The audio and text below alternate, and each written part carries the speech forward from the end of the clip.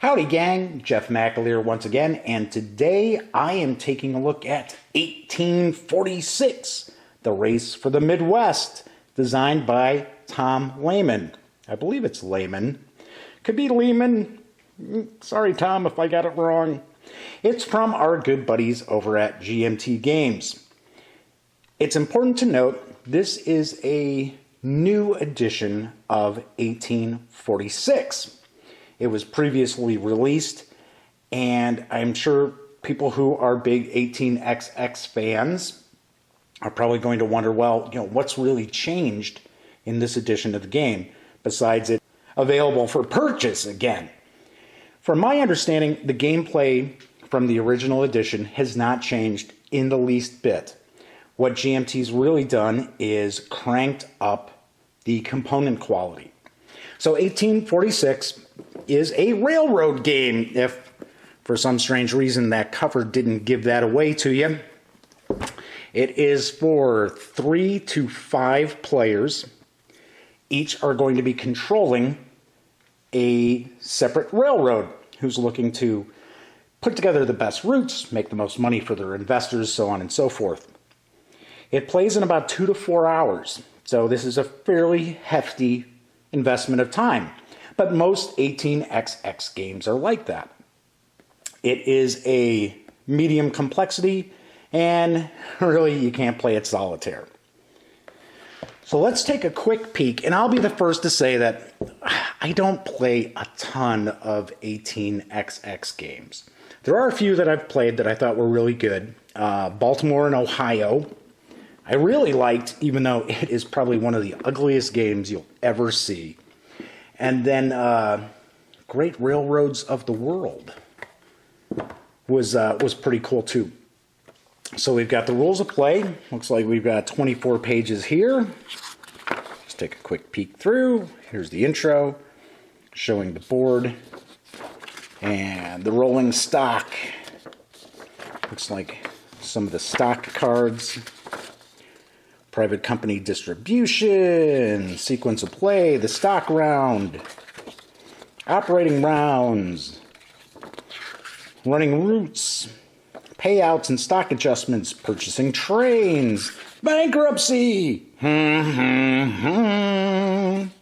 closing a corporation, advancing the game phase, talking about some of the private company abilities, winning the game, and etiquette. Here's an example of play, which I always like when GMT does that. They do it with just about every one of their games, because it gives you a really good way to understand how the game plays. Historical notes, some player notes, some experienced 18XX players' points to remember, and the glossary index, and then once again just showing what the board is. And it looks like we've got different whoa, looks like there's some paper strip on here. We'll just break that on off. So we can see that the rails are going to be hexes. Kind of going through here. Can't tell you what the difference between the green and yellow would be, because I haven't played the game. This is as new to me as it is for most of you. I'm wondering, no, couldn't be. The colors couldn't be tied into the companies. And then we've got some counters here. Illinois Central, there you go. The B&O. Okay, dual-sided, for only on some of them.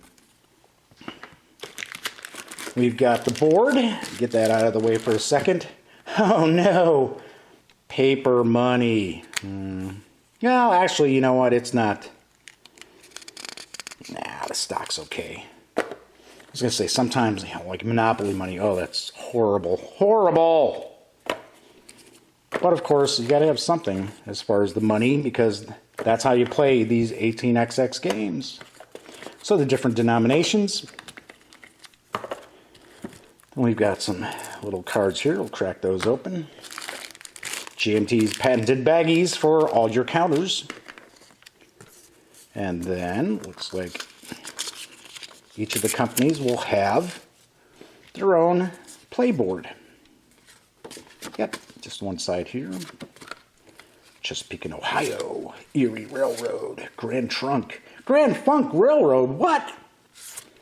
Illinois Central, New York Central, and the Pennsylvania. So it gives you some options. You're not tied into playing the same 5, because what was that, 7? So that's kind of cool there. Give me a sec, I'll crack open these cards and we'll take a peek. All right, so they're fairly small. Let's see what we got here. And it looks like the backing on them is all the same, which is kind of strange. Private company. Yeah, I guess you're going to have to, maybe you have these face up. Probably. You're probably going to have these face up. Otherwise, you would think that they would all have different backing. So it's the different shares of the railways. Yep, that's what all that is. Let's take a look at, back here we had some of the rolling stock. Pretty cool. Nice.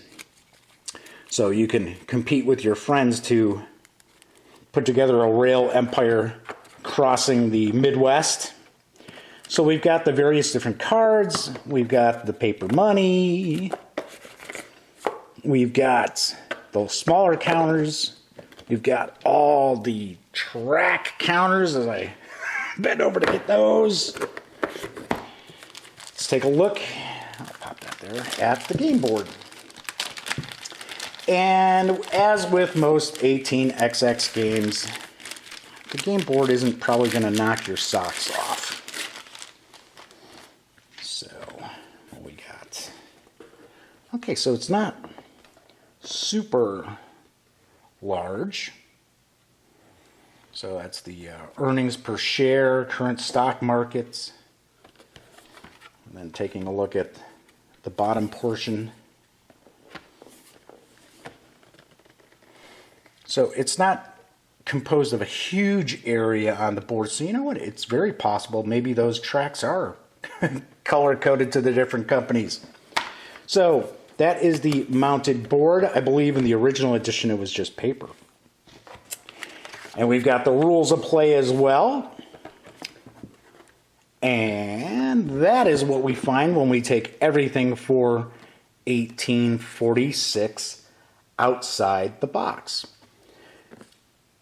As is the norm with most GMT titles, I always recommend, if you have any interest in picking up the game, grab it while you can. 1846 is shipping now. I believe it's in some stores. And of course, you can go to gmt.com to order it as well. But you want to snag it before it's gone. Once again, I'm Jeff McAleer. And for the latest in gaming news, reviews, comics, movies, TV, you know the drill. Get your geek on at thegaminggang.com. And until next time, thanks for watching.